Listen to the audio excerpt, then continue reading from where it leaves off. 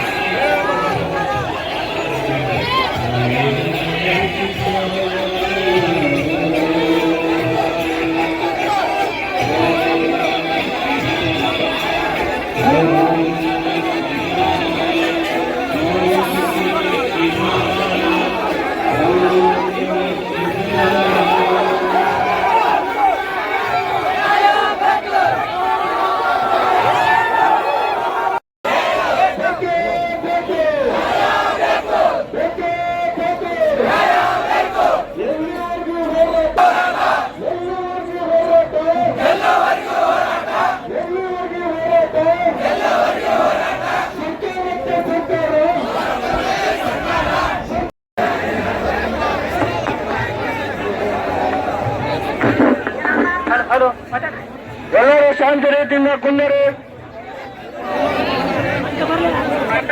ಎಲ್ಲರೂ ಕುಂದರು. ಪ್ಲೀಸ್ ತಮ್ಮಲ್ಲಿ ಕೈ ಮುಗಿದು ವಿನಂತಿ ಮಾಡ್ಕೊತೀನಿ, ಕೆಳಗಡೆ ಕೂಡಿಕೆ ಮಾಡಿ ಎಲ್ಲರೂ. ತಮ್ಮಲ್ಲಿ ಕೈ ಮುಗಿದು ವಿನಂತಿ ಮಾಡ್ಕೊತೀನಿ, ಎಲ್ಲರೂ ಕೆಳಗಡೆ ಕೂತ್ಕೊಂಡು ಪ್ಲೀಸ್ ದಯಮಾಡಿ ಕೆಳಗಡೆ ಕೂತ್ಕೊಂಡು ದಯಮಾಡಿ. ನಮ್ಮ ಹೋರಾಟ ಯಶಸ್ವಿಯಾಗಿದೆ. ಕೈ ಮುಗಿದು ಕೂತ್ಕೊತೀನಿ, ಎಲ್ಲರೂ ಕೆಳಗಡೆ ಕೂತ್ಕೊಂಡು ಪ್ಲೀಸ್ ದಯಮಾಡಿ. ಎಲ್ಲರಲ್ಲಿ ತುಂಬಿರುವಾದ ಧನ್ಯವಾದ ಹೇಳ್ತೀನಿ. ಎಲ್ಲರೂ ಕೈ ನಮ್ಮ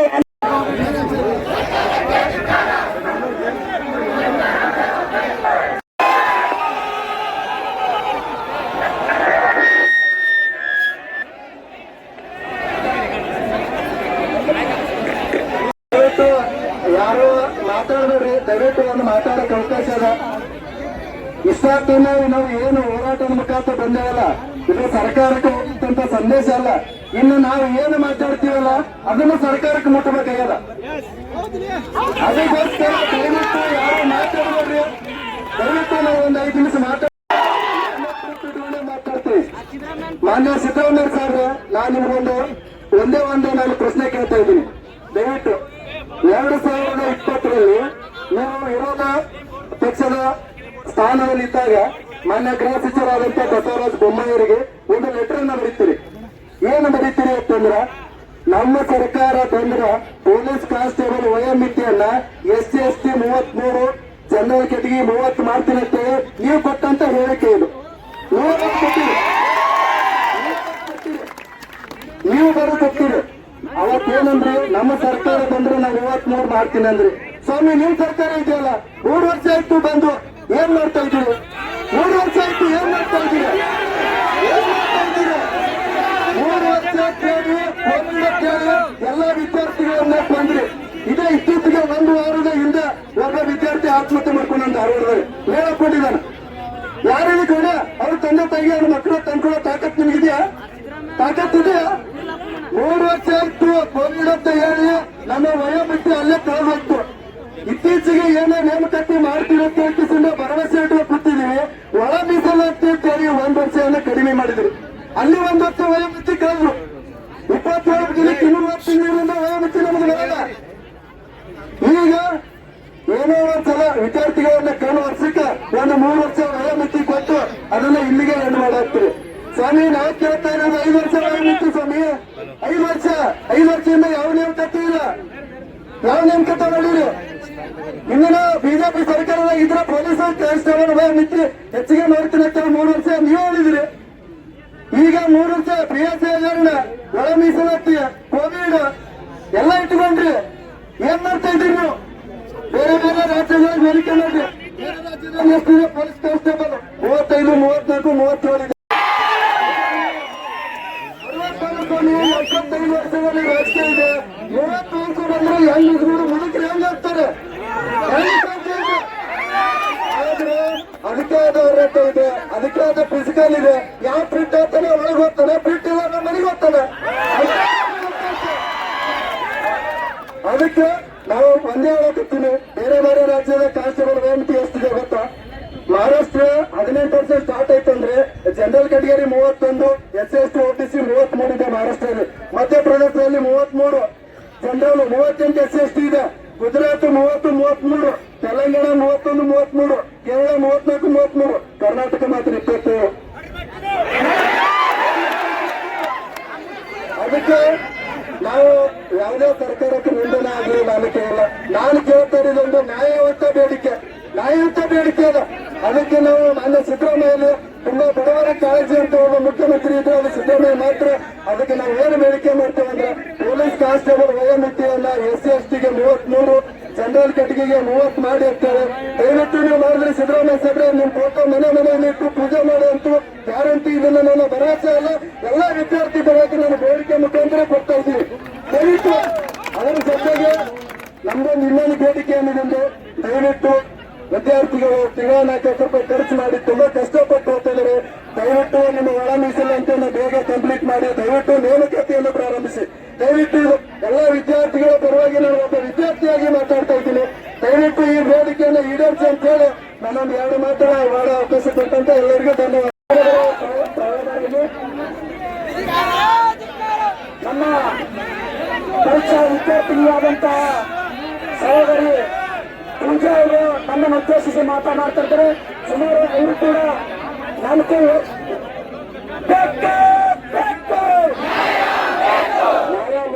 ಉದ್ಯೋಗ ಬೇಕಂತ ಹೇಳಿ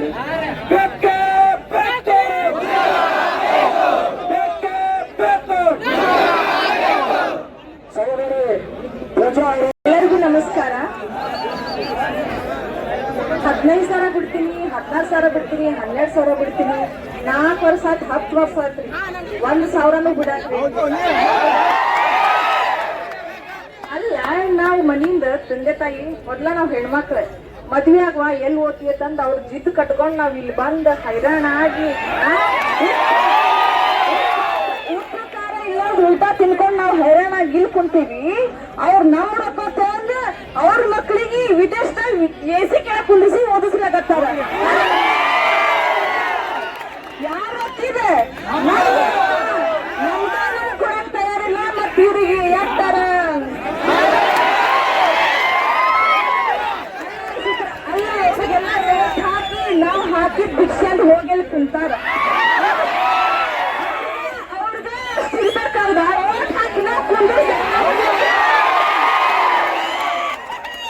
ನೋಡ್ರಿ ಸಿದ್ದರಾಮಯ್ಯನವ್ರ ರಿಕ್ವೆಸ್ಟ್ ಅಲ್ಲ, ಆರ್ಡರ್ ನೀವು ಉಳಿತೀರಿ. ನಾವು ಹೈರಾಣಾಗಿ ಮನ್ಯಾಗ ಅಲ್ಲ ಇವ್ರು ಯಾವಾಗ ಕೊಡ್ತಾರ? ನಾವು ಮದ್ವೆ ಮಾಡ್ಕೊಂಡ್ ಮಕ್ಕಳನ್ನ ಮಕ್ಳಿಗೆ ಕೊಡ್ತಾರ? ಮಕ್ಳಿಗೆ ಕೊಟ್ರೆ ಏನು ಉಪಯೋಗ ಐತಿ? ನಮ್ ತಂದೆ ತಾಯಿನೇ ಕಲ್ತಿಲ್ಲ, ನಾವರ ಕಲಿಲ್ಲ ಅಂತ ಅವರು ಹೊರದಾಗ ಹೈರಾಣ ಬಿಸ್ಲಾಗ ಒಂದ ತಾಸ ನಮ್ಮ ಪುತ್ರ ಎಷ್ಟು ಹೈರಾಣ ಅನಿಸ್ಲಾಗತ್ತದ. ನಮ್ ತಂದೆ ತಾಯಿ ಮುಂಜಾನೆ ಸಂಗೀತನ ಹೊರದಾಗ ದುಡದ ಅವ್ರ ದಿನ ಕೂಲಿ ಅಂತ ನಮಗ್ ಕೊಟ್ಟು ಕಳ್ಸಕತ್ತಾರ. ಇದನ್ನೆಲ್ಲ ನೀವು ತಲಾಗ ಇಟ್ಕೊಳ್ಳಾರ್ದೆ ಇಟ್ಟೆಲ್ಲ ನಮ್ ಜೊತೆ ಆಟ ಆಡಕತ್ತೀರಿ. ನೀವು ಹೊಟ್ಟಿಗನ್ನ ತಿಪ್ಪರು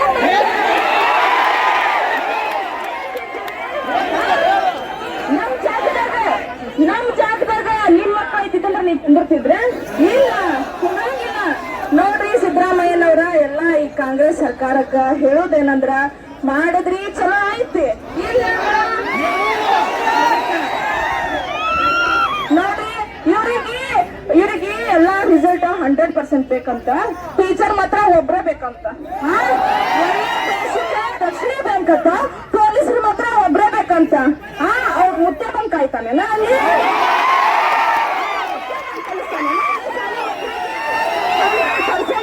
ರಿಸಲ್ಟ್ ಬೇಕಂದ್ರ 100 ಶಿಕ್ಷಕರಿಗೆ ನೇಮಕಾತಿ ಮಾಡ್ರಿ. ಇವಾಗ ದಕ್ಷಿಣ ಬೇಕಂದ್ರ 100 ಜನ ಪೊಲೀಸರಿಗೆ ನೇಮಕ ಮಾಡ್ರಿ, 100 ಜನ PSIಗಳಿಗೆ ನೇಮಕ ಮಾಡ್ರಿ.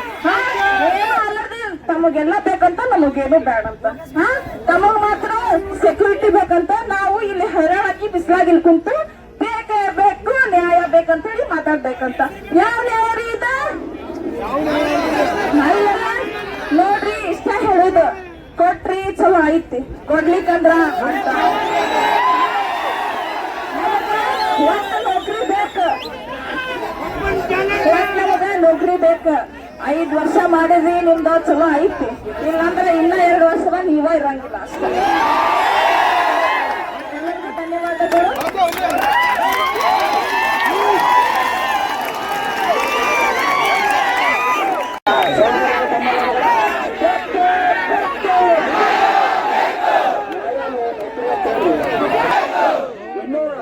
ತುಂಬಾ ಜನ ಮಾತನಾಡಿರುತ್ತಾರೆ. ಎಲ್ಲರೂ ಕೂಡ ಯಾಕಂದ್ರೆ ಭಾರತದ ಪೌರ ಭವಿಷ್ಯ ಇರೋದು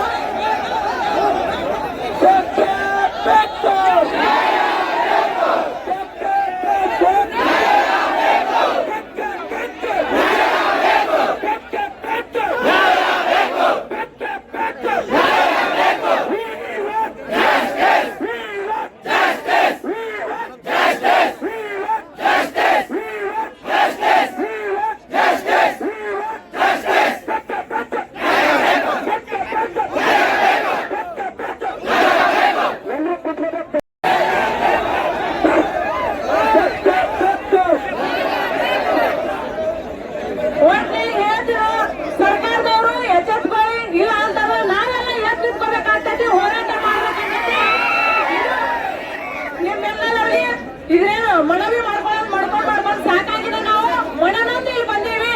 ಎಲ್ಲರೂ ಇದಕ್ಕೆ ಏನ್ ಮಾಡ್ರಿ, ನಮ್ಮ ವಿದ್ಯಾರ್ಥಿಗಳಿಗಾಗಿ ನಮ್ಮೆಲ್ಲರಿಗಾಗಿ ನೀವು ಬದಲಾಗಬೇಕು. ಇಲ್ಲ ಅಂದ್ರೆ ನಾವು ಬೇರೆ ರೀತಿಯಲ್ಲಿ ಬದಲಾಗಬೇಕಾಗ್ತೈತಿ. ಎಲ್ಲರಿಗೂ ನಮಸ್ಕಾರ. ಇಲ್ಲಿ ತನ ಎಲ್ಲರೂ ಹೇಳಿದ್ರು ಯಾವ ರೀತಿ ಕಾರ್ಯಕ್ರಮ ಏನು ಆಗ್ತಾ ಇಲ್ಲ, ಓದೋದು ಯಾವ ರೀತಿ ನಡೀತಾ ಇದೆ, ಏನ್ ನಡೀತಾ ಇದೆ ಅಂತ ಹೇಳಿ. ದಯವಿಟ್ಟು ಎಚ್ಚೆತ್ಕೊಳ್ಳಿ ಅಂತ ಹೇಳ್ತೀವಲ್ಲ, ಅವ್ರು ಎಚ್ಚೆತ್ಕೊಳ್ಳಲ್ಲ. ಯಾಕ? ಅವ್ರಿಗೆ ಯಾವುದೇ ಕ್ವಾಲಿಫಿಕೇಶನ್ ಇಲ್ಲ, ರಾಜಕೀಯಕ್ಕೆ ಯಾವುದೇ ರೀತಿಯಾದಂತಹ ಅವಕಾಶಗಳಿಲ್ಲ, ಯಾವುದೇ ಟೆಸ್ಟ್ಗಳಿಲ್ಲ ಅಲ್ಲಿ. ಅದಕ್ಕೆ ಅವ್ರು ಅಗದೇ ಆರಾಮ ಮೇಲೆ ಕುಂತ್ಕೊಂಡಿಲ್ಲ. ಬರ್ತಾರ, ಮಾತಾಡ್ತಾರ, ಏನ್ರ ಒಂದಿಟ್ಟು ಕೊಡ್ತಾರ, ಆಯ್ತು ಹೋಗಿ ಆರಾಮ 5 ವರ್ಷ ಆಳ್ತಾರ. ಅವ್ರಿಗೂ ಕ್ವಾಲಿಫಿಕೇಶನ್ ಅಂತ ಹೇಳ್ರಿ, ಅವ್ರಿಗೂ ಅರ್ಹತೆಗಳನ್ನ ಅಂತ ಹೇಳ್ರಿ, ಅವ್ರಿಗೂ ಒಂದು ಎಕ್ಸಾಮ್ ಅಂತ ಹೇಳ್ರಿ. ಅವರು ಕುಂತು ಒಂದಿಟ್ಟು ಓದ್ಕೊಳ್ಳಿ, ಅವಾಗ ಬರೀಲಿ, ಅವಾಗ ಅವ್ರಿಗೆ ಗೊತ್ತಾಗ್ತದೆ. ಗೊತ್ತಾಗೋದಿಲ್ಲ ಎಲ್ಲಿವರೆಗೂ ಅವರಿಗೆ ಈ ಒಂದು ಪರಿಸ್ಥಿತಿನ ಅವ್ರು ಫೇಸ್ ಮಾಡೋದಿಲ್ಲ, ಅಲ್ಲಿವರೆಗೂ ಇದು ಅವ್ರಿಗೆ ಗೊತ್ತಾಗೋದಿಲ್ಲ.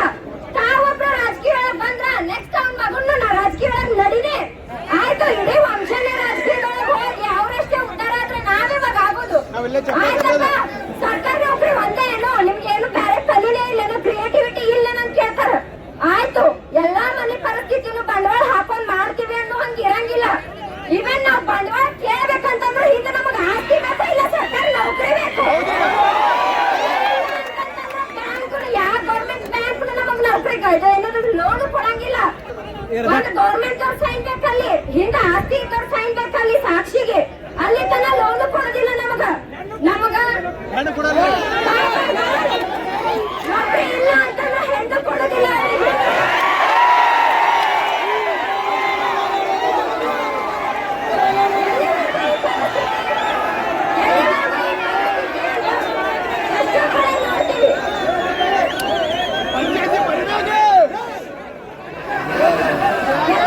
ಎಲ್ಲ ರಾಜ್ಯದೊಳಗೂ ನೋಡ್ತೀವಿ ವಯೋಮಿತಿ 30-33 ಅಂತೇಳಿ ಇಟ್ಟಂತಂದ್ರೆ ನಮ್ಗೆ 25. ಯಾಕೆ 25 ಅಷ್ಟ ನೌಕರಿ ತಗೊಂಡ್ ಇದನ್ ಮಾಡ್ಕೋಬೇಕಲ್ಲ, ಡಿಗ್ರಿ ಮುಗಿಯೋದ್ರಾಗ 21 ಆಗಿರ್ತಾರು.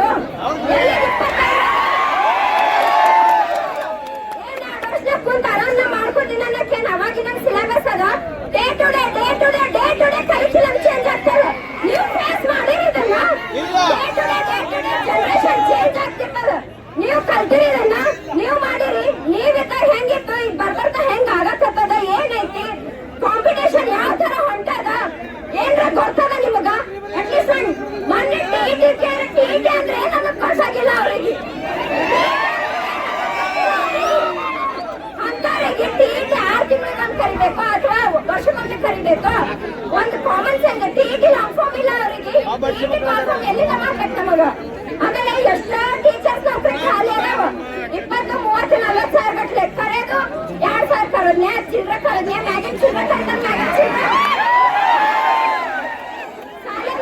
ಚಿಲ್ಡ್ರ ಕರೋದು, ಅದನ್ನ ಚಿಲ್ಡ್ರ ತುಂಬಿಸ್ಕೊಳ್ಳೋದು, ಚಿಲ್ಡ್ರ ತುಂಬಿಸ್ಕೊಂತೇನಿದೆ ಶಾಲೆಗ ಟೀಚರ್ಸ್ ಕೊಡಿಲ್ಲ, ಮುಚ್ಚಿಕೊಡೋದಕ್ಕೆ ಮುಚ್ಚಿಕೊಡೋದು. ಎಜುಕೇಶನ್ ಎಲ್ಲಿ ಸಿಗ್ಬೇಕು ಸಣ್ಣ ಮಕ್ಕಳಿಗೆ? ಬಡವ್ರು ಎಲ್ಲಿ ಕಲಿಬೇಕು? ಬಡವ್ರು ಕಲಿಯಂಗೂ ಇಲ್ಲ, ಬಡವ್ರು ತಗೊಳಂಗೂ ಇಲ್ಲ. ನೀವು ಮಾಡೋ ರೀತಿ ನೋಡಿದ್ರು ದಯವಿಟ್ಟು ಒಂಚೂರು ವಿಚಾರ ಮಾಡ್ರಿ.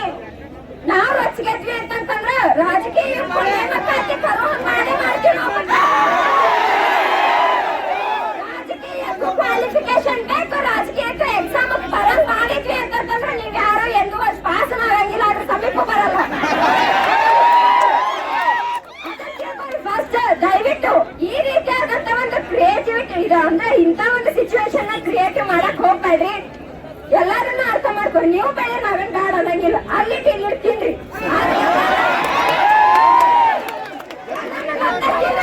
ಹೇಗೆ ನಿಮ್ಗೆ ಏನು ಉಳಿಸಲ್ಲ ಅಂತಂದ್ರೆ ತಪ್ಪಾಗ್ತದೆ. ಧನ್ಯವಾದಗಳು. ಈ ಹೋರಾಟ ನಮ್ಮ ಹಕ್ಕಿನ ಹೋರಾಟ. ಯಾರು ಕೂಡ ಗದ್ದಲ ಮಾಡಬಾರ್ದು. ನಿಮಗೆ ಒಂದೇ ಏನಪ್ಪ ಅಂತ ನಾವು ಮನವಿ ಮಾಡ್ತೇವೆ. ಇದು ಕೇವಲ ಇದು 5 ನಿಮಿಷದಲ್ಲಿ ಮುಗಿತಕ್ಕಂಥದ್ದಲ್ಲ. ಇವತ್ತು ಪ್ರಾರಂಭ ಆಗ್ತಾ ಇದೆ. ನಿರಂತರವಾಗಿರ್ಬೇಕಾದ ಹೋರಾಟ ಬೇಕೇ ಬೇಕು.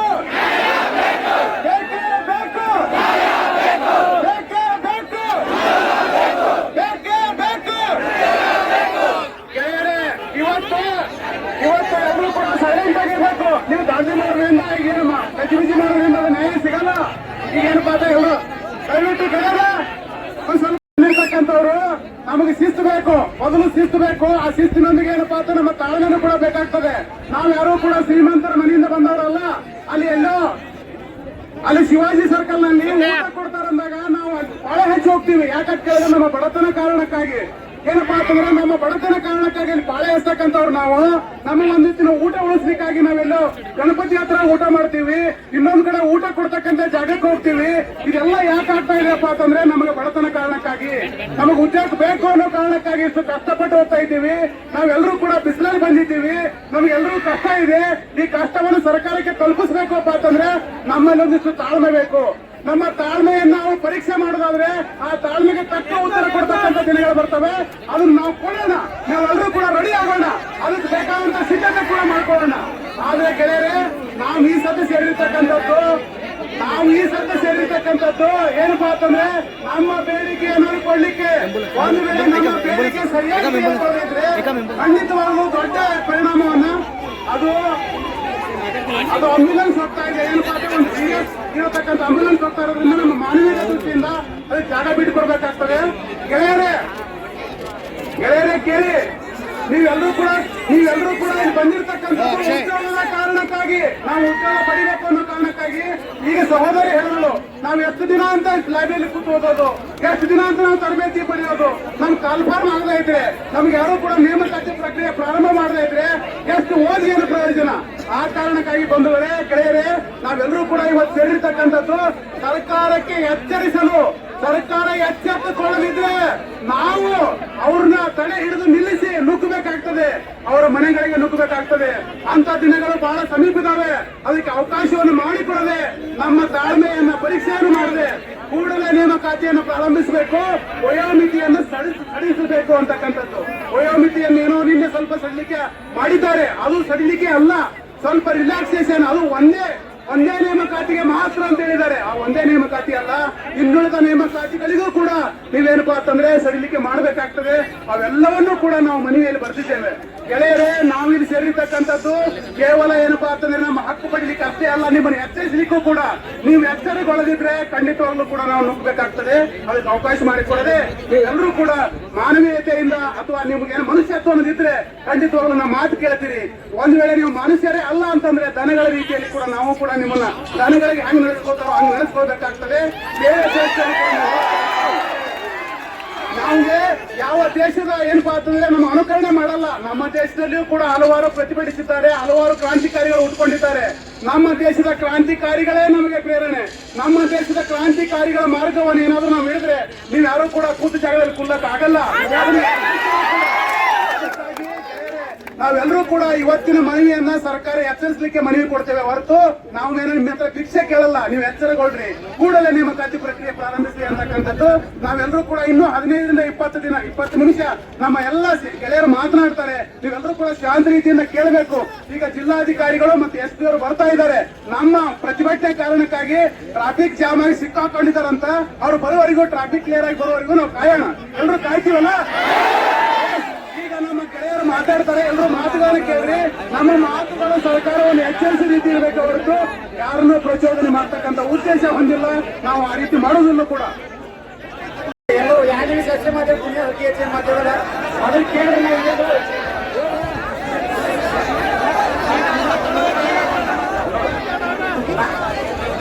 ಸಮಾಧಾನ ಫಸ್ಟಿಗೆ ಎಲ್ಲರೂ ಗೊತ್ತದ, ಎಲ್ಲರೂ ಜೋಶ್ ಅದ, ಆದ್ರೆ ಸಮಾಧಾನ ಇರ್ಲಿ. ನಾ ಇಲ್ಲಿ ಕಾಂಪಿಟೇಟಿವ್ ಫಸ್ಟಿಗೆ ಬಂದಕ್ರೆ 2023 ಜೂನ್ 23 ಡೇಟ್ ನೆನಪಿರ್ಬೇಕು. ನಾ ಹೇಳ್ತೀನಿ, 3 ಜನ ರೂಮ್ಮೇಟ್ ಇದ್ದೇವ್ ನಾವು. ಒಬ್ಬ ಅಣ್ಣ ಇದ್ದ, ಅವ ಫಸ್ಟಿಗೆ ಕರಾಟೆ ಬೇರ್ಸ್ ಮಾಡಕ್ ಚಾಲು ಮಾಡಿದ 2018. ಫಸ್ಟ್ ಸುಪ್ರೀಂ ಕೋರ್ಟ್ CJI ಯಾರಾದ್ರು ರಂಜನ್ ಗೊಗೊಯ್, ಅವಾಗಿನ ಬರ್ದ UV ಲಲಿತ, ಆಮೇಲೆ ಅರವಿಂದ್ ಚಂದ್ರ ಬೋಬ್ಡೆ, ಆಮೇಲೆ DV ಚಂದ್ರಚೂಡ, BR ಗವಾಯಿ. ಅದು ಆಗಿಂದ ಈಗ ಇನ್ನೊಂದು ಚೇಂಜ್ ಆಗ್ಲಿಕತ್ತ, ಸೂರ್ಯಕಾಂತ್ ಅಂತೇಳಿ. ಆದ್ರ ಅವ ಇನ್ನೂವರೆಗೆ ಇನ್ನೂ ಜಾಬ್ ಸಿಕ್ಕಿಲ್ಲ, ಇನ್ನೂ ಇಲ್ಲೇ ರೂಮ್ ನ ಕುಂತ ಕರೆಂಟ್ ಅಫೇರ್ಸ್ ಬರ್ಲಿಕತ್ತಾನ. ಇನ್ನೊಬ್ಬ ಹೇಳ್ತೀನಿ, 3 ಜನ ರೂಮ್ಮೇಟ್ ಹೋಗಿ ಇನ್ನೊಬ್ಬ ಇದ್ದ, ಅವ್ನ್ ಮದ್ವೆ ಆಗಿತ್ತು. ಅವ್ರ ಮಾಮಾಗ ಮದ್ವೆ ಇನ್ನು ಮಾತು ಕೊಟ್ಟು ಬಂದಿದ್ದ 2022 ಸೆಪ್ಟೆಂಬರ್ ಒಳಗ 3 ತಿಂಗಳ ಎಕ್ಸಾಮ್ ಬರೆದ್ ಬರ್ತೀನಿ ಮಾವನ, ಅದಕ್ಕಿಂತ ಹೆಚ್ಚು ತೋಳಲ್ಲ ಅಂತೇಳಿ. ಅದಾದ್ಮ್ಯಾಗ ಏನಾಗಿದೆ ಅಂತ ಕೇಳಿ 3 ತಿಂಗಳಾದ್ಮೇಲೆ 1 ತಿಂಗಳು ಅನ್ಕೋತು. ಈಗ ಅವ್ನ ಮೊನ್ನೆ ಗಂಡು ಮಗೊಂದು ಇದು ಆಯ್ತು. ಅವ್ರ ಮಾವ ಹೇಳತ್ತಾನ, ಇನ್ನೇ ಮಂದ ಮಾವ 3 ತಿಂಗಳಾಗ ಏನೋ ಬಿಡ್ತಾರಂತ ಬರೆದು ಬರ್ತೀನಿ, ನೀ ಏನ್ ಬಿಡುದು ಬೇಡ, ನನ್ನ ಬಲ್ಲಿ ಬಾಯಿಲಿ ಕೆಲ್ಸಕ್ಕೆ ಅಂದಾನ. ಈಗ ಉಳಿದವನ ಒಬ್ಬನೇ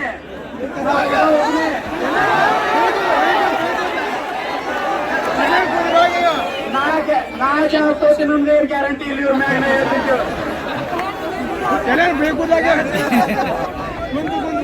ಇನ್ನೊಂದು ಲಾಸ್ಟ್ ಈ ಕಾಮಿಡಿ ಅಲ್ಲ, ಸಿದ್ದರಾಮಯ್ಯ ಫಸ್ಟಿಗೆ 2023 ಬಂದಕ್ರ ಅಧಿಕಾರಕ್ಕೆ ಬಂದಕ್ರ ವಿದ್ಯಾರ್ಥಿಗಳಿಗೆ ಹುರುಪ್ ತುಂಬ್ತಾರ ಇವರು. ಆಧುನಿಕ ಸುಳ್ಳುಗಾರ ಸಿದ್ದರಾಮಯ್ಯನವರೇ, ಅತಿ ಶೀಘ್ರದಲ್ಲೇ ನೇಮಕಾತಿ ಮಾಡ್ತೀನಿ ಅಂತ ಹೇಳೋದು ಪರಮೇಶಿ ಅವರೇ.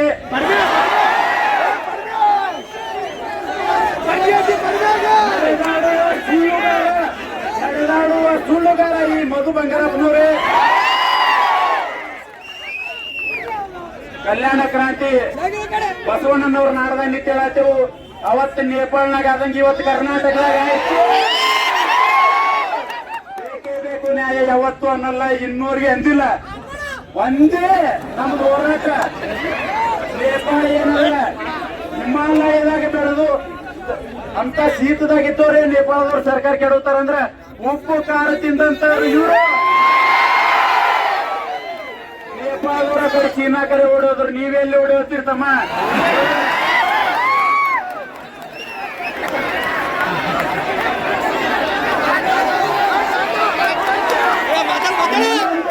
ನಾವು ಯಾವತ್ತೂ ಇದು ವಿದ್ಯಾರ್ಥಿಗಳ ಶಾಂತಿಯುತ ಪ್ರತಿಭಟನೆ ಅಂತ ಹೇಳ್ಕೋಬೇಡ್ರಿ. ಕರ್ನಾಟಕ ಜಂಟಿ ಹೋರಾಟಗಾರರು ಇವತ್ತು ಎಚ್ಚರಿಕೆ. ಲಾಸ್ಟ್ ಏನೂ ಇಲ್ಲ, ಕರ್ನಾಟಕ ಗೌರ್ಮೆಂಟ್ ಕೆಡವಿಂದೆ ನಾವು ನೇಮಕಾತಿ ಪತ್ರ ತಗೋಬೇಕಂದ್ರೆ ಅದಕ್ಕೂ ರೆಡಿ ಇದೆವು. ಸಿದ್ದರಾಮಯ್ಯನವ್ರೆ ಇವರು ಯೂಟ್ಯೂಬ್ ನ ಕ್ಲಾಸ್ ಮಾಡಕಾರ ನಾ ಇನ್ನೊಂದು ಕೇಳೀನಿ. ಒಳ ಮೀಸಲಾತಿ ಜಾರಿ ಆಯ್ತು, ಅವತ್ತು ಹೇಳಿದ್ರು ಇನ್ನು 3 ತಿಂಗಳ ಅಂತಂದ್ರು. 3 ತಿಂಗಳಾದ್ಮ್ಯಾಗ 1 ತಿಂಗಳ ಅವ ಯೂಟ್ಯೂಬ್ ಕ್ಲಾಸ್ ಮಾಡೋನೇ ಬಿಟ್ಟನ. ಅಲ್ಲ, ಅವ್ರಿಗೂ ಏನಾಗಿಬಿಟ್ಟದಂದ್ರೆ ನಾವ್ ಏನ್ ಮಾಡ್ಬೇಕಪ್ಪ, ಏನ್ ಹೇಳಿದ್ರು ಬರೀ ಸುಳ್ಳು ಮಾಡ್ಬಿಡ್ತಾರೆ. ನಾವು ಕ್ಲಾಸ್ ಇದು, ನಾವ್ ಯಾರೋ ಹೋರಾಟ ಬೇಡಿಕೆ ಇಲ್ಲ ನಮ್ದು.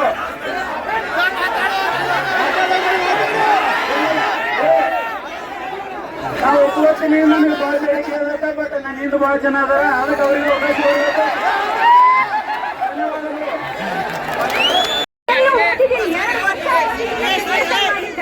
ಅದೇ ಹಗರಣ ಆಯ್ತು. 445 ಪೋಸ್ಟ್ ಇತ್ತು ಅಲ್ಲ, ಅದ್ರ ಹಗರಣ ಆಯ್ತು. ಅವಾಗ ನಾನು 23ನೇ ರ್ಯಾಂಕ್ ಇದ್ದೀನಿ ನಾನು. ಈಗ ಇಲ್ಲಿ ಬಂದ್ ಮತ್ತೆ ಓದಕತ್ತೀನಿ ಅಂದ್ರೆ ನಾನು TT-ಗೋಸ್ಕರ ಓದಕತ್ತೀನಿ. ಮತ್ತೆ ಬಿಡ್ತಾರೆ, ಮತ್ತೆ ಹೊರಟೋಕೆನೋ ಹಂಬಲ ನಿಂತ ಓದಕತ್ತಿದ್ದೀನಿ. ಇಲ್ಲಿ ಬಂದ್ರೆ ಅದೇ ಮೀಸಲಾತಿ ಅದು ಆಯ್ತು ಇದು ಆಯ್ತು ಅಂತ. ಮತ್ತು ಬಂಗಾರಪ್ಪನವ್ರೆ ನೀವು ಬಂದ್ಕೊಂಡಿದ್ದೀರಾ? ಎಷ್ಟು ದಿನ ಅಂತ ವೇಟ್ ಮಾಡ್ಬೇಕು ನಾವು ಇಲ್ಲಿ? ನಾವೆಲ್ಲರಿಗೂ ಏಜ್ ಹೋದ್ಮೇಲೆ ನಾನು ಕುಟ್ಟಿ ಏನ್ ಮಾಡ್ಬೇಕು? ಮನೇಲಿ ಹೋದ್ರೆ ಹೇಳ್ತಾರ ಮದ್ವೆ ಮಾಡ್ಕೊತೇವಾಗ, ನೀನ್ ಮದ್ವೆ ಯಾವಾಗ ಮಾಡಮು? ಈ ತಿಂಗಳ ಮಾಡ್ಕೊತೇ, ಮುಂದಿನ ವರ್ಷ ಮಾಡ್ಕೊತೇ ಅಂತ ಹೇಳ್ತಾರ. ನಾವೇನ್ ಮದ್ವೆ ಮಾಡ್ಕೊಂಡು ಬಾಳೆ ಸಿಗ್ಬೇಕಾ? ನಿಮ್ಮ ಮಕ್ಕಳಾದ್ರೆ ಇದು ಅನ್ಭವಿಸ್ತೀರಾ? ನಿಮ್ಮ ಮಕ್ಕಳಿಗೆ ಬೀಸ ಕುಂತ ತುಂಬ್ಕೊಡ್ತೀರಾ? ನಾವ್ ಇಲ್ಲೆಲ್ಲರೂ ಧಾರವಾಡದಾಗ ಸ್ಟ್ರೈಕ್ ಮಾಡಿದ್ರು. ಏಜ್ ಮೀಟ್ ಆಯ್ತು, ಅವ್ರು ಏನ್ ಹಾಕೊಂಡ್ ಸತ್ತರು, ಅದಕ್ಕೆ ಯಾರು ಕೊಡ್ತಾರೆ ಹೇಳ್ರಿ? ಅವ್ರ ಮನೆಯವ್ರ ಸಫರ್ ಆಗ್ತಾರ, ಅವ್ರು ಎಲ್ಲ ಮಂದಿ ಬರ್ತಾರ?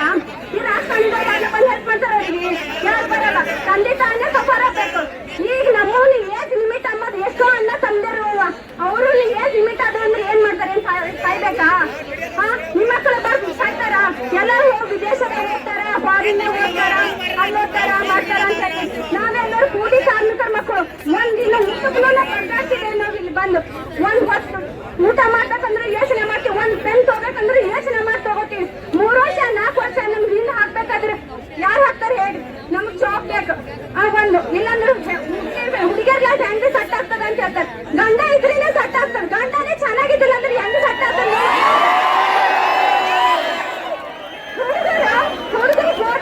ಹುಡುಗರಿಗೆ ಗೌರ್ಮೆಂಟ್ ಜಾಬ್ ಇದ್ರೇನೆ ಹುಡುಗಿಯರಿಗೆ ಕೊಡ್ತೀನಿ ಅಂತಾರೆ.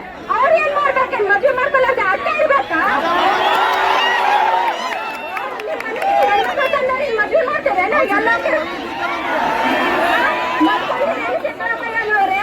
ಎಷ್ಟು ದಿನ ಅಂತ ಹೇಳ್ತೀನಿ, ಅದಕ್ಕೆ ಕುಂತು ಬಿಲ್ ಪಾಸ್ ಮಾಡ್ತೀನಿ, ಅದು ಮಾಡ್ತೀನಿ ಅಂತಾರೆ. ಗೋಡಲ್ಲಿ ದ್ರಾಕ್ಷಿ ತಿನ್ನಂಗಲ್ಲ ಸಿದ್ದರಾಮಯ್ಯ ಅನ್ನೋರೆ. ಬಂದ್ ಕೊಟ್ಟು ನೋಡ್ರಿ ನಾವೇನ್ ಕಷ್ಟ ಮಾಡಕತ್ತೀವಂತ. ಎಲ್ಲರೂ ಕುಂತು ಬಿಲ್ ಪಾಸ್ ಮಾಡ್ತೀನಿ, ಜಾತಿ ಗಣತೆ ಮಾಡ್ತೀನಿ ಅಂತ ಹೇಳಿದ್ರು. ಇನ್ನ ಆಗಿಲ್ವಾ? ಇನ್ನ ಎಷ್ಟು ದಿನ ಟೈಮ್ ಬೇಕು? ನಮ್ದು ಸ್ಟೇಷನ್ ಸಂಬಂಧ ನಮ್ದು ಏಸದ ಲಿಮಿಟೆಡ್ ಅಂತದ. ಇಂತಿಷ್ಟಾಗ ಇಂತಿಂತ ಆಗ್ಬೇಕಂಬದ. ಇನ್ನು ನಾವೇನ್ ಮುದುಕರಾಗತ್ತಾನೆ ಓದ್ಕೋತಾನೆ ಕೊಡ್ಬೇಕಾ? ಎಷ್ಟು ದಿನ ಅಂತ ಓದ್ಬೇಕು? ನಿಮ್ ಮಕ್ಕಳಾದ್ರೆ ಓದಕ್ ಬಿಡ್ತೀರಿ, ಫಾರಿನ್ ಕಂಟ್ರಿ ಹೋಗ್ತೀರಿ. ಯಾರಪ್ಪ ನೀವೆಲ್ಲರೂ ಸಿಎಂ ಎಲ್ಲರೂ ಇದ್ದೀರಿ.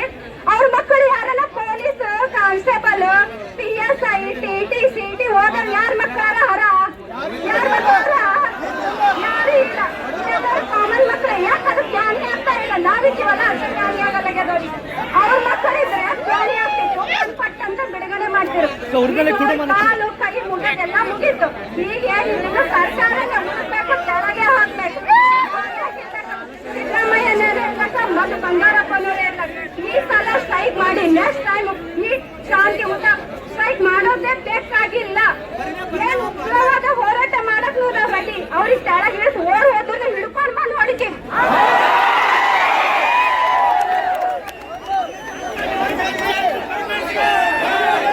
ಎಷ್ಟು ಪೇಷನ್ಸ್ ನಾವು ಎಷ್ಟು ಮುಗ್ಧರಿದ್ದು ಗೊತ್ತಾ? ನಮ್ಮನ್ನು ಯಾಕ ನಮ್ಮೋರ ಯಾಕ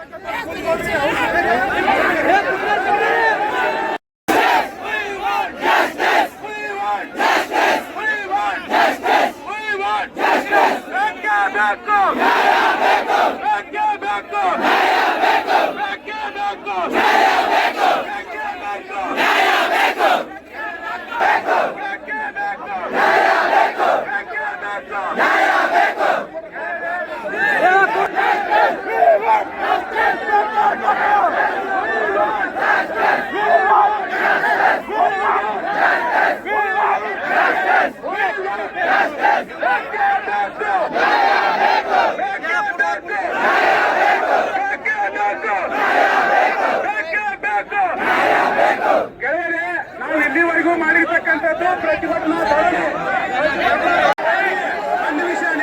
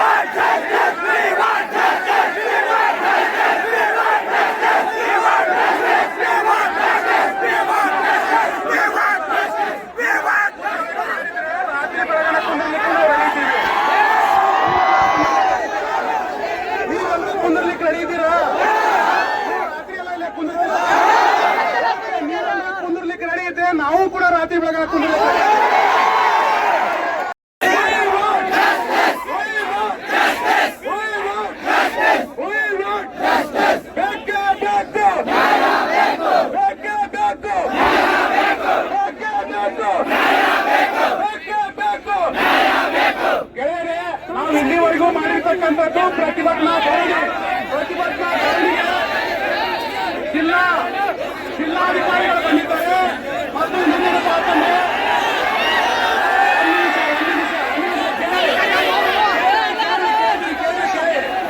ಹಂಗೆಲ್ಲ ಹೇಳಕ್ಕಾಗಲ್ಲ. ಕೇಳಿಲ್ಲಿ ಭೀಮಾ ನದಿ ತೀರದಲ್ಲಿ ನೀರು ಬಿಟ್ಟು ಹಲವು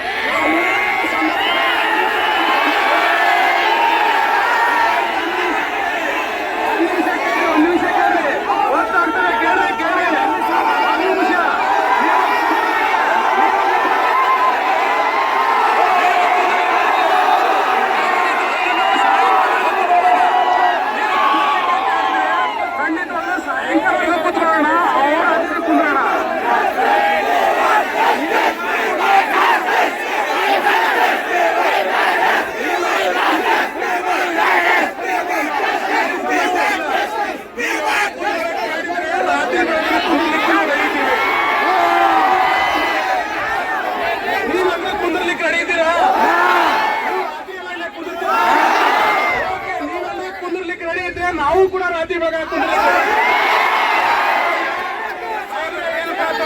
ಮನವಿಯನ್ನ ಕೊಟ್ಟು ನಾವು ಇಲ್ಲೇ ಕೂತ್ಕೊಳ್ಳೋಣ ಇಲ್ಲೇ ಕೂತು ಪ್ರತಿಭಟನೆ ಮಾಡೋಣ. ಅವ್ರ ಜಿಲ್ಲಾಧಿಕಾರಿ ಕೂತ್ಕೊಳ್ಳೋಣ.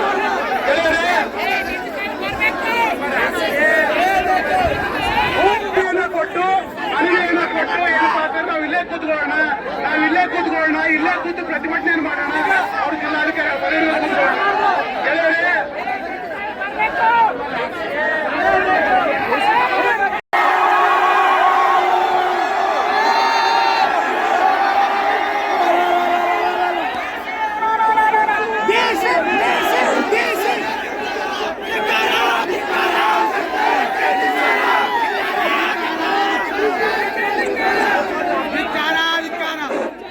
ನಿಮ್ಮೆಲ್ಲರಲ್ಲಿ ನಾನು ಮನವಿ ಮಾಡ್ಕೊತೀನಿ. ನಿಮಗೆ ಎಷ್ಟು ಕಾಳಜಿ ಕಳ್ಕೊಳ್ಳಿ ಇದೆ ಅದೇ ಕಾಳಜಿಯಿಂದ ನಾನು ಕೂಡ ಹೋರಾಟ ಮಾಡಿದ್ದೀನಿ. ನಿಮಗೆಲ್ಲ ಗೊತ್ತದ. ಇಡೀ ಸರ್ಕಾರವನ್ನು ಎದುರು ಹಾಕೊಂಡಿದ್ದೀನಿ.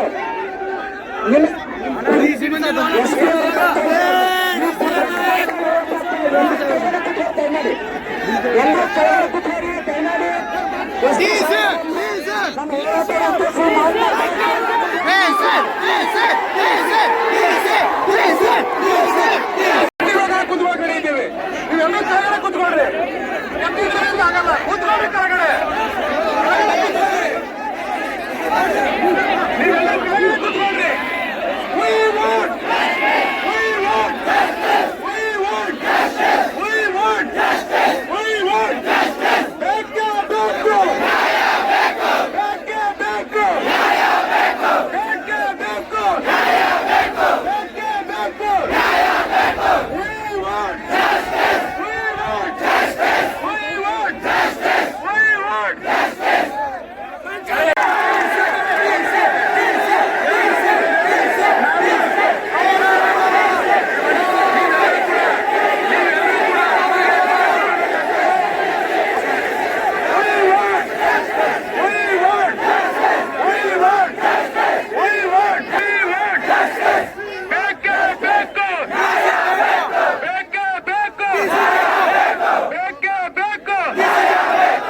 ನಿಮ್ಮೆಲ್ಲರನ್ನ ಉದ್ದೇಶಿಸಿ ಈಗ ನಮ್ಮ SP ಸಾಹೇಬರು ಮಾತಾಡ್ತಾರೆ. 2 ನಿಮಿಷ ಕೇಳಿ ಅಷ್ಟೇ.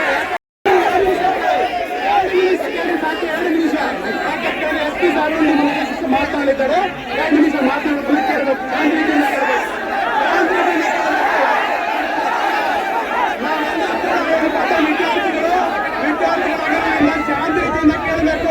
ಶಾಂತಿಯಿಂದ ಕೇಳಬೇಕು.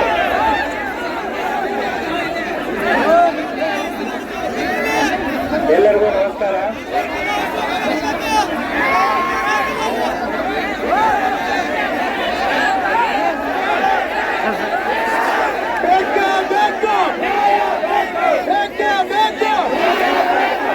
ನೀವು ಎಲ್ಲರೂ ಕೂತವರೆಗೂ ಕೂಡ ಕೇಳಬೇಕು. ಯಾಕಂದ್ರೆ ಎಲ್ಲರೂ ಕೂಡ ಶಿಸ್ತಿರಬೇಕು.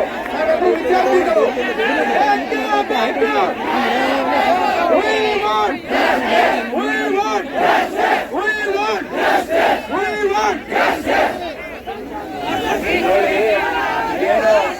ಧಿಕ್ಕಾರ ಆಮೇಲೆ ಇರ್ತಪ್ಪ, ಮೊದಲು ಕೇಳು. ಹೌದಾ? ನೀವು ನಾಳೆ ನೀವು ಕೂಡ ಏನು ನಮ್ಮ ತರ ಇಲ್ಲಿ ಕಾಕಿ ಹಾಕೋಬಹುದು ಇಲ್ಲ ಎಡಿಷನಲ್ ಡಿಸಿ ಸಾಹೇಬ್ರ ಹತ್ರ ನೀವು ಕೂಡ ರೆವಿನ್ಯೂ ಇಲಾಖೆಗೂ ಬರ್ಬೋದು. ನೋಡಿ, ನಾವು ಅಧಿಕಾರಿಗಳ ಆಗೋಕ್ಕಿಂತ ಮುಂಚೆ ಕೂಡ ನಾವು ಕೂಡ ವಿದ್ಯಾರ್ಥಿ ಆಗಿದ್ವಿ. ನಾವು ಕೂಡ ನಿಮ್ಮಂತೆ ಕಾಂಪಿಟೇಟಿವ್ ಎಕ್ಸಾಮ್ಸ್ಗಳಿಗೆ ತಯಾರಿ ನಡೆಸಿ ಕಾಂಪಿಟೇಟಿವ್ ಎಕ್ಸಾಮ್ಸ್ಗಳನ್ನ ಬರೆದು ಇವತ್ತು ನಾವು ಈ ಕಡೆ ಇದ್ದೀವಿ. ಒನ್ಸ್ ಅಪಾನ್ ಎ ಟೈಮ್ ನಾವು ಕೂಡ ನಿಮ್ ತರನೇ ವಿದ್ಯಾರ್ಥಿಗಳಾಗಿ ಈ ಕಾಂಪಿಟೇಟಿವ್ ಎಕ್ಸಾಮ್ಸ್ಗಳಿಗೆಲ್ಲ ಓದಿ ಮಾಡಿ ನಿಮ್ಮ ಕಷ್ಟ ಏನಿದೆ, ನಿಮ್ಮ ಏನಿದೆ, ಎಷ್ಟು ಕಷ್ಟ ಪಡ್ಬೇಕಾಗತ್ತೆ, ತಂದೆ ತಾಯಿಗಳು ನಿಮ್ಮನ್ನ ಏನು ಕಷ್ಟಪಟ್ಟು ದುಡಿದು ಮಾಡಿ ಇಲ್ಲಿ ಲೈಬ್ರರಿ ಫೀಸು, ಕೋಚಿಂಗ್ ಫೀಸು, ನಿಮ್ಮ ಹಾಸ್ಟೆಲ್ ಫೀಸು, ಊಟದ ಫೀಸು ಅಂತೇಳಿ ಕಟ್ಟಿ ಮಾಡಿ ಸುಮಾರು ಕಷ್ಟಪಟ್ಟಿರ್ತಾರೆ. ಅದೇ ರೀತಿ ಕೂಡ ನೀವು ಗ್ರಾಜುಯೇಷನ್ ಮುಗಿಸ್ಕೊಂಡು ಬಹಳಷ್ಟು ಕಷ್ಟಪಟ್ಟಿರ್ತೀರ ಅನ್ನುವಂತ ಆ ನೋವು ನಾವು ಇಲ್ಲಿ ನಿಂತು ಹೇಳ್ತಾ ಇಲ್ಲ, ನಮಗೂ ಕೂಡ ಅನುಭವಿಸಲು ಕೂಡ ಗೊತ್ತಿದೆ.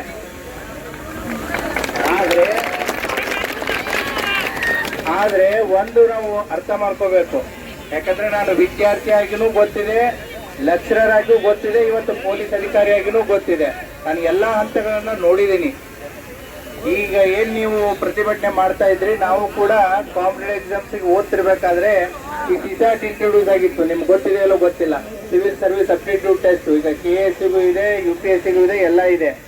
ಆ ಸಂದರ್ಭದಲ್ಲಿ ಗ್ರಾಮೀಣ ಭಾಗದ ವಿದ್ಯಾರ್ಥಿಗಳಿಗೆ ಮತ್ತೆ ರೀಜನಲ್ ಲ್ಯಾಂಗ್ವೇಜಸ್, ಉದಾಹರಣೆಗೆ ಕನ್ನಡ ಮಾಧ್ಯಮದಲ್ಲಿ ಕಲಿತಂತಹ ವಿದ್ಯಾರ್ಥಿಗಳಿಗೆ ಇದು ಸಮಸ್ಯೆ ಆಗ್ತಾ ಇದೆ ಅಂತೇಳಿ ಕೂಡ 2012, 13, 14 ಸಂದರ್ಭದಲ್ಲಿ ಇದೇ ರೀತಿ ವಿದ್ಯಾರ್ಥಿಗಳನ್ನು ಕೂಡ ಏನು ಪ್ರತಿಭಟನೆಯನ್ನ ಮಾಡುತ್ತೆ. ಆಮೇಲೆ ಸರ್ಕಾರ ಏಜ್ ರಿಲ್ಯಾಕ್ಸೇಷನ್ ಮತ್ತೆ ಏನು ನಿಮ್ಗೆ ಅಟೆಂಪ್ಟ್ಸ್ಗಳನ್ನ ಅವಕಾಶಗಳನ್ನ ಕೊಡುತ್ತೆ. ಈಗ ನೀವು ಕಳೆದ ನಿಮ್ಮ ಡಿಮ್ಯಾಂಡ್ಸ್ಗಳು ಈಗಾಗಲೇ ಸರ್ಕಾರದ ಗಮನಕ್ಕೆ ಬಂದಿದೆ. ಯಾಕಂದ್ರೆ ಧಾರವಾಡದಲ್ಲಿನೂ ಕೂಡ ಪ್ರತಿಭಟನೆ ಆಯ್ತು. ಕರ್ನಾಟಕದಲ್ಲಿ ಬೆಂಗಳೂರು ಬಿಟ್ರೆ ನೆಕ್ಸ್ಟ್ ಹೈಯೆಸ್ಟ್ ಕೋಚಿಂಗ್ ಇನ್ಸ್ಟಿಟ್ಯೂಷನ್ಸ್ ಇರೋದು ಎಲ್ಲಿ ಅಂತಂದ್ರೆ ಧಾರವಾಡ ಬಿಟ್ರೆ ಹೈಯೆಸ್ಟ್ ಇರೋದು ಬಿಜಾಪುರಮ್ಮ. ಸೊ ಇಲ್ಲಿ ಸುಮಾರು 4 ರಿಂದ 5 ಸಾವಿರ ಜನ ವಿದ್ಯಾರ್ಥಿಗಳು ವಿಜಯಪುರ ಸಿಟಿಯಲ್ಲಿ ಕೋಚಿಂಗ್ ಇದ್ದವ್ರನ್ನ ಮತ್ತೆ ಕೋಚಿಂಗ್ ಮುಗಿಸ್ಕೊಂಡು ಓದೋರ ಸಂಖ್ಯೆ ಸುಮಾರು 5 ಸಾವಿರಷ್ಟು ಸಂಖ್ಯೆ ನಮ್ಮ ವಿಜಯಪುರ ಸಿಟಿಯಲ್ಲಿದೆ. ಇವತ್ತೇನು ನೀವು ಸಾವಿರಾರು ಜನ ವಿದ್ಯಾರ್ಥಿಗಳು ಇಲ್ಲಿ ಸೇರಿದ್ದೀರಾ, ನಿಮ್ಗೆ ಕಳೆದ 2 ವರ್ಷದಿಂದ ಯಾವುದೇ ರಿಕ್ರೂಟ್ಮೆಂಟ್ ಆಗಿಲ್ಲ. ನಮಗೆ ಆಗ್ಲಿ ನಿಮ್ಮ ಡಿಮ್ಯಾಂಡ್ ಏನಿದೆ, ಈಗಾಗಲೇ ಸರ್ಕಾರ ನಿನ್ನೆನೆ ಕೂಡ ನಿಮಗೆ ಒಂದು ನ್ಯೂಸ್ ಬಂದಾಗಿದೆ. ಏನು ಅಂತಂತಂದ್ರೆ, ಒಂದ್ ನಿಮಿಷ ಕೇಳಿ ಪೂರ್ತಿ. ನಿಮ್ಮ ಡಿಮ್ಯಾಂಡ್ಗಳು 10 ಇರ್ಬೋದು. ಆ 10 ಡಿಮ್ಯಾಂಡ್ಸ್ಗಳನ್ನ ಇಲ್ಲಿಂದ ಸರ್ಕಾರಕ್ಕೆ ತಲುಪಿಸುವಂತ ಕಾರ್ಯವನ್ನ ಇಲ್ಲಿರುವಂತಹ ಜಿಲ್ಲಾಧಿಕಾರಿಗಳಾಗಿರ್ಬೋದು ಅಥವಾ ಜಿಲ್ಲಾ ಪೊಲೀಸ್ ವರಿಷ್ಠಾಧಿಕಾರಿಗಳಾಗಿರ್ಬೋದು ಅದನ್ನ ತಲುಪಿಸುವಂತ ಕೆಲಸವನ್ನ ಮಾಡೇ ಮಾಡ್ತಾರೆ. ಈಗಾಗಲೇ ಆ ನಿಟ್ಟಿನಲ್ಲಿ ಸರ್ಕಾರ ನಿನ್ನೆ 3 ವರ್ಷ ಏಜ್ ರಿಲ್ಯಾಕ್ಸೇಷನ್ ಅನ್ನ ಕೊಟ್ಟಿರೋದು ಕೂಡ ನೀವು ಪತ್ರಿಕೆಗಳಲ್ಲಿ ಮಾಧ್ಯಮಗಳಲ್ಲಿ ಬಂದಿದ್ದನ್ನ ನೋಡಿದೀರಾ. ವಿದ್ಯಾರ್ಥಿಗಳಿಗೆ ಅದನ್ನ ಕರೆಕ್ಟ್ ನಿಮ್ದೇನಿವತ್ತು ಮನವಿ ಪತ್ರ ಕೊಡ್ತೀರಾ, ಮನವಿ ಪತ್ರವನ್ನ ಸರ್ಕಾರಕ್ಕೆ ಕಳಿಸುವಂತ ಜವಾಬ್ದಾರಿ ಜಿಲ್ಲಾಡಳಿತ ಮಾಡುತ್ತೆ. ಈಗಾಗಲೇ ಭೀಮಾ ನದಿ ಪ್ರವಾಹ ಸಂದರ್ಭದಲ್ಲಿ ಸಿಂದಗಿ ಮತ್ತೆ ಆಲ್ಮೇಲು ಮತ್ತೆ ಇಂಡಿ ಭಾಗದಲ್ಲಿ ಏನು ಪ್ರವಾಹ ಆಗಿದೆ, ಆ ಹಿನ್ನೆಲೆಯಲ್ಲಿ ಇವತ್ತು ಮಾನ್ಯ ಮುಖ್ಯಮಂತ್ರಿಯವರು ಕಲಬುರಗಿಯಲ್ಲಿ ಮೀಟಿಂಗ್ ಅನ್ನು ತಗೊಂಡಿದ್ದಾರೆ. ಜಿಲ್ಲಾಧಿಕಾರಿಗಳು ನಮ್ಮ ಜಿಲ್ಲೆಯ ಪರವಾಗಿ ನಮ್ಮ ಜಿಲ್ಲೆಯಲ್ಲಿ ಆಗಿರುವಂತಹ ಬೆಳೆ ಹಾನಿ, ಪ್ರವಾಹದಿಂದ ಆಗಿರುವಂತಹ ಮನೆ ಹಾನಿ, ಇನ್ನಿತರ ವಿಚಾರಗಳನ್ನ ಮಾನ್ಯ ಮುಖ್ಯಮಂತ್ರಿಯವರ ಗಮನಕ್ಕೆ ತರೋದಕ್ಕೆ ಜಿಲ್ಲಾಧಿಕಾರಿಗಳು ಕಲಬುರಗಿಯಲ್ಲಿ ಹೋಗಿದ್ದಾರೆ. ನಿಮ್ಮ ಸಮಸ್ಯೆಯನ್ನ ಆಲಿಸೋದಕ್ಕೆ ಇವತ್ತು ವಿದ್ಯಾರ್ಥಿಗಳದ್ದು ಈ ಪ್ರತಿಭಟನೆ ಇದೆ. ವಿದ್ಯಾರ್ಥಿಗಳ ಸಮಸ್ಯೆಯನ್ನ ಆಲಿಸೋದಕ್ಕೆ ನನ್ನನ್ನ ಇಲ್ಲಿ ಇರೋದಕ್ಕೆ ಡೈರೆಕ್ಷನ್ ಕೂಡ ಬಂದಿದೆ. ಹಾಗಾಗಿ ನಿಮ್ಮ ಸಮಸ್ಯೆಗಳನ್ನ ಕೇಳೋದಕ್ಕೆ ಅಡಿಷನಲ್ DC ಸಾಹೇಬರು ಕೂಡ ಇಲ್ಲಿದ್ದಾರೆ, ಇದೇ ಜಿಲ್ಲೆಯವರು ಇದ್ದಾರೆ. ಇವರು ಕೂಡ ಕಷ್ಟಪಟ್ಟು ನಿಮ್ ತರ ಹಾಸ್ಟೆಲ್ದಲ್ಲಿ ಇದ್ದೇನೆ ಇವತ್ತು KS ಅಧಿಕಾರಿಯಾಗಿ ಬಿಜಾಪುರದಲ್ಲಿ ಅಡಿಷನಲ್ DC ಆದಂತ ಒಂದು ಲೈವ್ ಎಕ್ಸಾಂಪಲ್ ಕೂಡ ಇಲ್ಲೇ ಇದ್ದಾರೆ. ಹಾಗಾಗಿ ವಿದ್ಯಾರ್ಥಿಗಳಿಗೆ ಏನ್ ಇಂಪಾರ್ಟೆಂಟ್ ಅಂತಂದ್ರೆ ಬಹಳ ಪೇಷನ್ಸ್ ಬಹಳ ಇಂಪಾರ್ಟೆಂಟ್. ತಾಳಿದವನು ಬಾಳಿಯನು, ಪೇಷನ್ಸ್ ಕರೆಕ್ಟ್.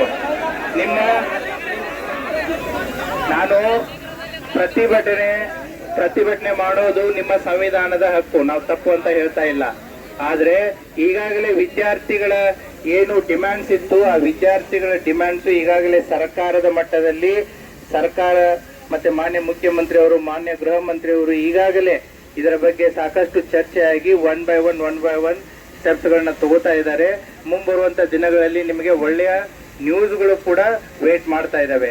ಆ ಹಿನ್ನೆಲೆಯಲ್ಲಿ ನಾನು ಜಿಲ್ಲಾಡಳಿತದ ಪರವಾಗಿ ನಿಮ್ಮಲ್ಲಿ ಮನವಿ ಮಾಡ್ಕೊಳ್ಳೋದು ಏನು ಅಂತಂತಂದ್ರೆ, ಇವತ್ತು ಇಷ್ಟು ಸಾವಿರಾರು ಸಂಖ್ಯೆಯಲ್ಲಿ ವಿದ್ಯಾರ್ಥಿನಿಯರು ಇಲ್ಲಿ ಸೇರಿದ್ದೀರಾ. ದಯವಿಟ್ಟು ತಮ್ಮ ಬೇಡಿಕೆಗಳು ಏನಿದೆ ನಮಗೆ ಜಿಲ್ಲಾಡಳಿತಕ್ಕೆ ಕೊಡಿ, ಅದನ್ನ ನಾವು ಸರ್ಕಾರಕ್ಕೆ ಮುಟ್ಟುವಂತ ಒಂದು ಕೆಲಸವನ್ನ ಮಾಡ್ತೀವಿ. ಆಮೇಲೆ ಏನು ಅಂತಂತಂದ್ರೆ, ಬರುವಂತ ದಿನಗಳಲ್ಲಿ ಸಾಕಷ್ಟು ರಿಕ್ರೂಟ್ಮೆಂಟ್ ಆಗುವಂತ ಎಲ್ಲಾ ಸಾಧ್ಯತೆಗಳು ಬಹಳ ನಿಶ್ಚಳವಾಗಿ ಕಾಣಿಸ್ತಾ ಇದೆ. ದಯವಿಟ್ಟು ತಾವು ಓದಿನಲ್ಲಿ ಗಮನ ಕೊಟ್ಟು ಕಷ್ಟಪಟ್ಟು ಓದಿ ತಾವು ಕೂಡ ಉಜ್ವಲ ಭವಿಷ್ಯವನ್ನ ರೂಪಿಸ್ಕೊಳ್ಳಿ ಅಂತಂತೇಳಿ, ನಿಮ್ಗೆ ಒಳ್ಳೇದಾಗ್ಲಿ ಅಂತಂತೇಳಿ ನಾನು 2 ಮಾತುಗಳನ್ನ ಮುಗಿಸ್ತೀನಿ. ಜೈ ಹಿಂದ್. ಪೊಲೀಸ್ ವರಿಷ್ಠಾಧಿಕಾರಿಗಳಾಗಿರ್ತಕ್ಕಂತ ನಮ್ಮ ಲಕ್ಷ್ಮಣ ಸಾಹೇಬರಿಗೆ, ಅವರು ನಮ್ಮ ಜಿಲ್ಲೆಯವರು, ನಮ್ಮ ಜಿಲ್ಲೆಯ ನೋವು ಗೊತ್ತಿದೆ, ನಮ್ಮ ಬಡತನ ಗೊತ್ತಿದೆ, ನಮ್ಮ ಜಿಲ್ಲೆಯ ಮತ್ತು ಎಲ್ಲ ಬಡವರ ನೋವಿಗೆ ಕೂಡ ಅವ್ರಿಗೆ ಸ್ಪಂದಿಸ್ತಾರೆ. ನಾವೆಲ್ಲರೂ ಕೂಡ ಹಲವಾರು ಸಂದರ್ಭದಲ್ಲಿ ನೋಡಿದ್ದೇವೆ. ನಿನ್ನೆ ರಾತ್ರಿನೇ ನಮಗೊಂದು ಮೆಸೇಜ್ ಕೊಟ್ಟರು, ಏಜ್ ರಿಲ್ಯಾಕ್ಸೇಷನ್ ನಿಮಗೆ ಗುಡ್ ನ್ಯೂಸ್, ಇದನ್ನ ನೀವು ಸ್ವೀಕಾರ ಮಾಡಬೇಕು ಅಂತ ಹೇಳಿದ್ರು. ಸರ್, ಇದು ನಮ್ಮ ಹೋರಾಟ ಜಾರಿ ಇರ್ತದೆ. ಅದು ಒಂದು ಆದ್ರೆ ಇನ್ನೂ ಹಲವಾರು ಸಮಸ್ಯೆಗಳಿದಾವೆ ನಮಗೆ. ಅದಕ್ಕಾಗಿ ನಾವು ಹೋರಾಟ ಮಾಡ್ತೀವಿ ಅಂತ, ಖಂಡಿತ ಹೋರಾಟ ಮಾಡಿ ನಿಮಗೆ ನಾವು ಪ್ರೊಟೆಕ್ಷನ್ ಕೊಡ್ತೀವಿ ಅಂತ ಅವ್ರು ಪ್ರೊಟೆಕ್ಷನ್ ಕೊಟ್ಟಿದ್ದಾರೆ. ನಿಮ್ಮೆಲ್ಲರ ಪರವಾಗಿ ಅವರಿಗೆ ತುಂಬ ಹೃದಯ ಧನ್ಯವಾದ ಅರ್ಪಿಸ್ತೇವೆ. ಯಾಕಂತ ಕೇಳಿದ್ರೆ, ನಾವು ಎಷ್ಟು ಜನ ಇದ್ದೀವೋ ನಮ್ಮ 2 ಪಟ್ಟು ಪೊಲೀಸ್ ಸಿಬ್ಬಂದಿಯನ್ನು ಹಾಕಿ ನಮ್ಗೆ ಯಾವುದೇ ರೀತಿ ತೊಂದರೆ ಇಲ್ಲದ ಹಾಗೆ ಮಾಡಿ ನಮ್ಮನ್ನೆಲ್ಲವೂ ಪ್ರತಿಭಟನೆ ಮಾಡ್ಲಿಕ್ಕೆ ಅವಕಾಶ ಮಾಡಿಕೊಟ್ಟಿರ್ತಕ್ಕಂಥ ಸಹೃದಯಿ SP ಸಾಹೇಬರಿಗೆ ನಾವೆಲ್ಲರೂ ಕೂಡ ಕೃತಜ್ಞತರಾಗಿರೋಣ. ಅದೇ ರೀತಿ ನಾವು ಈಗ ಇದನ್ನ ಪ್ರಾರಂಭ ಮಾಡ್ತಾ ಇದ್ದೀವಿ ಸರ್. ಏನು ಒಂದು ವೇಳೆ ವಿಜಯಪುರದಲ್ಲಿ ಇದು ಮನವಿ ಏನಪ್ಪಾ ಅಂತಂದ್ರೆ, ನಾವು ಕೊಡ್ತಾ ಇರ್ತಕ್ಕಂಥದ್ದು ಪ್ರಾರಂಭ ಅಷ್ಟೇ. ಆದ್ರೆ ಮುಂದಿನ ದಿನಗಳಲ್ಲಿ ಸರ್ಕಾರ ಎಚ್ಚೆತ್ತುಕೊಂಡು ನೇಮಕಾತಿ ಪ್ರಕ್ರಿಯೆ ಪ್ರಾರಂಭ ಮಾಡದಿದ್ರೆ ಪ್ರತಿ ಜಿಲ್ಲೆಯಲ್ಲಿಯೂ ಕೂಡ ಒಂದು ವಾರದಲ್ಲಿ ಅಥವಾ ಒಂದು ತಿಂಗಳಲ್ಲಿ ಅಥವಾ ಎಷ್ಟು ದಿನ ತಗೋತಾರೆ,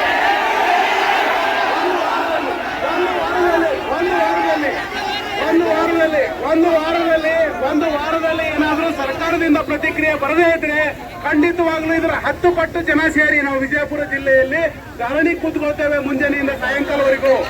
ಅದಕ್ಕೆ ನಾವೆಲ್ಲರೂ ರೆಡಿ ಇದ್ದೇವೆ. ಆ ಕಾರಣಕ್ಕಾಗಿ ಮಾನ್ಯ ಪೊಲೀಸ್ ವರಿಷ್ಠಾಧಿಕಾರಿಗಳು ಮತ್ತು ಮಾನ್ಯ ಅಪರ ಜಿಲ್ಲಾಧಿಕಾರಿಗಳಾಗಿರ್ತಕ್ಕಂಥ ಸೋಮಲಿಂಗ ಗಣೂರ್ ಸಾಹೇಬರು ನಮ್ಮನ್ನು ಉದ್ದೇಶಿಸಿ ಅವ್ರು ಮಾತಾಡಬೇಕಂತ ಕೇಳ್ತಾರೆ.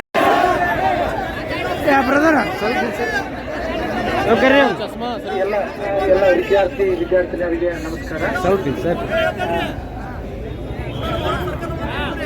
ಎಲ್ಲ ವಿದ್ಯಾರ್ಥಿಗಳು ಇಲ್ಲಿ ಪ್ರತಿಭಟನೆ ಮಾಡುತ್ತಾ ನಾವು ಕುಳಿತಿದ್ದೀರಿ.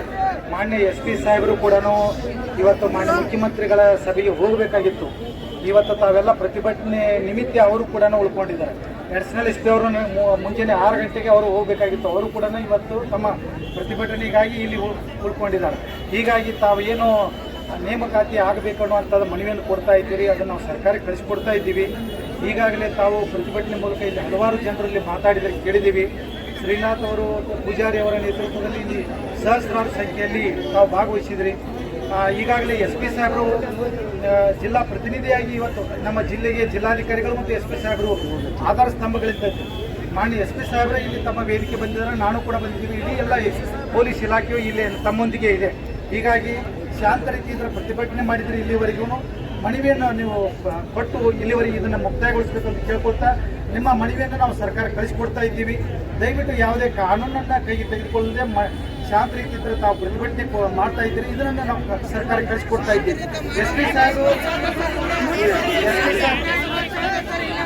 ಸಾಹೇಬರು ಇಲ್ಲಿವರೆಗೂ ಸುದೀರ್ಘವಾಗಿ ಮಾತಾಡಿದ್ದಾರೆ. ನಾವು ಕೂಡ ಹಾಸ್ಟೆಲ್ನಿಂದ ಬಂದಂಥವ್ರು ನಿಮ್ಮ ಹಾಗೆ ನಾವು ಕೂಡ ಹಾಸ್ಟೆಲ್ದಲ್ಲಿ ಇದ್ದುಕೊಂಡು ಓದಿ ಈಗ ಕಾಂಪಿಟೇಟಿವ್ ಎಕ್ಸಾಮ್ದಲ್ಲಿ ಪರೀಕ್ಷೆ ಬರೆದು ಈ ಹುದ್ದೆಯಲ್ಲಿ ನಾವು ಬಂದಿದ್ದೀವಿ. ಅದೇ ರೀತಿ ನಿಮಗೂ ಅವಕಾಶಗಳು ಸಿಗಲಿ ಅಂತ ಹೇಳ್ತಾ ನಮ್ಮದು ಆ ಭರವಸೆ ಇದೆ. ಹೀಗಾಗಿ ತಾವು ನೇಮಕಾತಿ ಆಗಬೇಕು ಅಂತೇಳಿ ಮತ್ತು ವಯಸ್ಸಿನಲ್ಲಿ ರಿಲ್ಯಾಕ್ಸೇಷನ್ ಕೇಳ್ತಾ ಇದ್ದೀರಿ. ಈ ಮನವಿಯನ್ನು ನಾವು ಸರ್ಕಾರಕ್ಕೆ ಕಳಿಸ್ಕೊಡ್ತಾ ಇದ್ದೀವಿ. ಮಾನ್ಯ SP ಸಾಹೇಬರು ಕೂಡ ಇಲ್ಲಿದ್ದಾರೆ. ಅದಕ್ಕಾಗಿ ತಾವು ಕೂಡ ಗೌರವಿಸಿ ನಮಗೆ ಮನವಿ ಪತ್ರ ಕೊಡಬೇಕಂತೇಳಿ ಮನವಿ ಮಾಡ್ಕೊಳ್ತಾ ಇದ್ದೀವಿ. ಇದು ಕೇವಲ ನಾವು ಪ್ರಾರಂಭ ಮಾಡ್ತಾ ಇರತಕ್ಕಂತ ಜಿಲ್ಲೆಯ ವಿದ್ಯಾರ್ಥಿ ಯುವಜನರ ಹೋರಾಟ. ಇದು ಇಲ್ಲಿಗೆ ನಿಲ್ಲೋದಿಲ್ಲ. ನೀವು ಸರ್ಕಾರ ಎಚ್ಚೆತ್ತುಕೊಂಡು ಮನವಿ ಕೊಡುವವರೆಗೂ ಕೂಡ ನಾವೇನಪ್ಪಾ ಅಂತ ನಿರಂತರವಾಗಿರ್ತೇವೆ. ಈಗ ಸರ್ಕಾರಕ್ಕೆ ಒಂದು ಮನವಿಯನ್ನು ಕೊಡ್ತಾ ಇದ್ದೇವೆ. ಮನವಿ ಏನಪ್ಪಾ ಅಂತಂದ್ರೆ, ನಮ್ಮ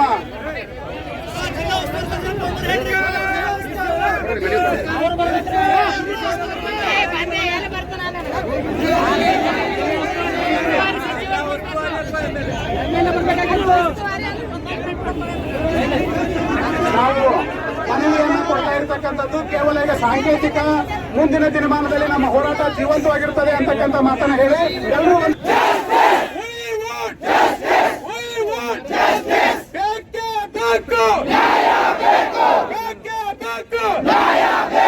ಧನ್ಯವಾದಗಳು ಸರ್. ಇಲ್ಲಿಗೆ ನಮ್ಮ ಹೋರಾಟ ಮುಕ್ತಾಯವಾಗ್ತದೆ. ಆದ್ರೆ ಈ ಹೋರಾಟ ಮುಗಿಯಲ್ಲ, ಈಗ ಮುಗಿತದೆ ಅಂತಕ್ಕಂಥದ್ದನ್ನ ಬಿಡಬೇಡಿ. ನಾವು ನಿರಂತರವಾಗಿರೋಣ. ನಮ್ಮ ಪದವಿ, ನಮ್ಮ ಹಕ್ಕನ್ನು ಪಡೆಯುವವರೆಗೂ ಕೂಡ ನಾವು ನಿರಂತರವಾಗಿ ಹೋರಾಟ ಮಾಡೋಣ ಅಂತಕ್ಕಂಥ ಮಾತನ್ನ ಹೇಳಿ ತಾವೆಲ್ಲರೂ ಬಂದಿದ್ದೀರಿ. ತಮ್ಮೆಲ್ಲರಿಗೂ ಕೂಡ ಧನ್ಯವಾದಗಳು. ಇಲ್ಲಿ ಕೆಳಗಡೆ ಮುಂದೆ ನಮಗೆ ವೈದ್ಯಕೀಯ ಹೋರಾಟ ಅಂದ್ರೆ ವೈದ್ಯಕೀಯ ಮೆಡಿಕಲ್ ಕಾಲೇಜು ಮಾರಾಟ ಆಗ್ತಾ ಇದೆ. ಅದಕ್ಕೆ ಸಂಬಂಧಪಟ್ಟ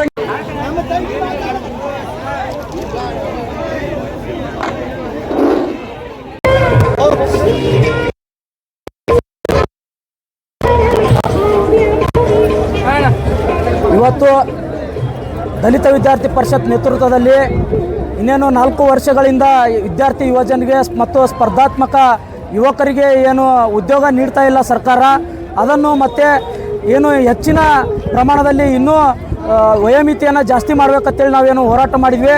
ಆ ಹೋರಾಟ ಇವತ್ತು ಯಶಸ್ವಿಯಾಗಿದೆ.